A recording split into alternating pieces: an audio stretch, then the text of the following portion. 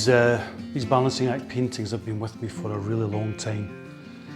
The very first one came about as a consequence of some work I was doing down in London in the early 2000s.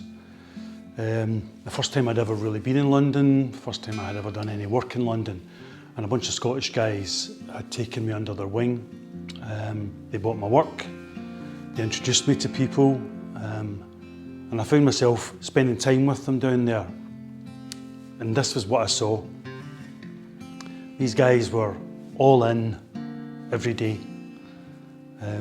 Big rewards, they're very wealthy guys, but basically they were on this high wire. And this was my response. This was an artist's response to what I found.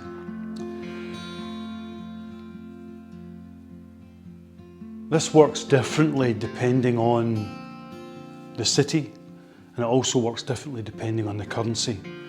If you forget about any messaging that might be involved, simply looking at these banknotes as marks on a canvas, because these are the dollars, the whole thing is very tonal. It's very muted. Whereas when I use the Bank of England 50s, where they've got that lovely salmon colour, again, on that level, it changes how the painting is received visually. And these work just as well in Hong Kong, in New York, in London, in Glasgow, in Edinburgh. And I've used each of these cities at various points as the backdrop. You make a painting and you have a particular story that you want to tell, but the brilliant thing about doing what I do is that often that's not the story people receive. And people see different things in this. They see themselves at different points in their life.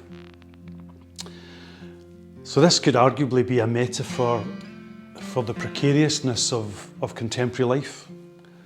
All of us, one way or the other, are on that high wire. And these notes are intended to represent opportunity. That was my idea. But reach too far and over you go.